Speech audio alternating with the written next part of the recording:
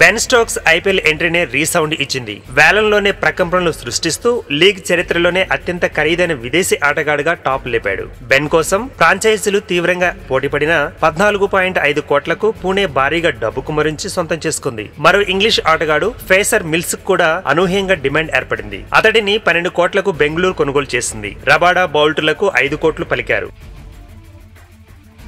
ఆశ్చర్యకరంగా ఆఫ్ఘాన్ స్పిన్నర్ రషీద్ 4 కోట్లకు అమ్ముడయ్యాడు. భారత ఆటగాళ్లలో కర్ణ్ శర్మ 3.2 కోట్లతో అత్యధిక ధర పలికిన ఆటగాడిగా నిలవగా, తమిళనాడు ఫేసర్ నటరాజన్ ను 3 కోట్ల రూపాయలకు కొనుగోలు చేయడం విశేషం. కాగా టెస్ట్ బౌలర్ ఇషాంత్ శర్మ, పుజారా, ఇర్ఫాన్ పఠాన్ లు అమ్ముడు కాలేదు. ఐసీసీ ర్యాంకింగ్స్ లో అగ్రస్థానంలో ఉన్న తాహిర్ పై కూడా ఫ్రాంచైజీలు అంతగా ఆసక్తిని ప్రదర్శించలేదు. హైదరాబాద్ ఫేసర్ సిరాజ్ 2.6 కోట్లు పలికాడు. అందరిలాగే అతను కూడా ఐపీఎల్ వేలం లైవ్ టెలికాస్ట్ ను ఆసక్తిగా చూస్తున్నాడు. టీవీ తెరపై తంగరసు నటరాజన్ అనే పేరు రాగానే మరింత ఉత్కంఠ పెరిగిపోయింది. ఎందుకంటే అది తన పేరే. లెఫ్ట్ ఆర్మ్ పేసర్ నటరాజన్ కోసం 10 లక్షల ప్రారంభ ధరతో వేలం మొదలైంది. ముందుగా కింగ్స్ 11 పంజాబ్ తరపున సెహ్వాగ్ అతని కోసం చేయి పైకెత్తాడు. మరికొన్ని ఫ్రాంచైజీలు కూడా రేసులోకి రావడంతో చూస్తుండగానే ఈ ధర అమాంతం పెరిగిపోతూ పోయింది. చివరకు 3 కోట్లకు పంజాబ్ జట్టు నటరాజన్ ను కొనుగోలు చేసింది. నటరాజన్ తండ్రి బట్టల తయారీ ఫ్యాక్టరీలో రోజువారీ కూలీ, తల్లి వీధి వెంబడి చిన్న స్టాల్ ను నడుపుతోంది. 5 సంతానాన్ని పోషించడం కోసం ఈ ఇద్దరు 20 ఏళ్లుగా కష్టపడుతూనే ఉన్నారు.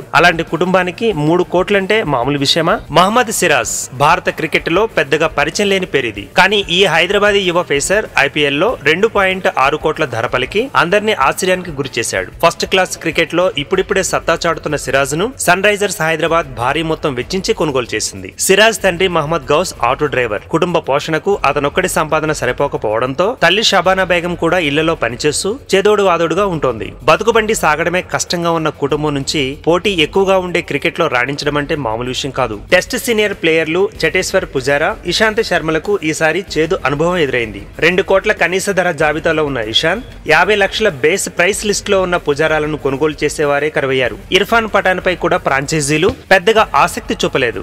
వన్డేలు, టీ20లో టాప్ బౌలర్ గా కొనసాగుతున్న దక్షిణాఫ్రికా స్పిన్నర్ ఇమ్రాన్ తాహిర్ కూడా అమ్ముడుపోకపోవడం విశేషం.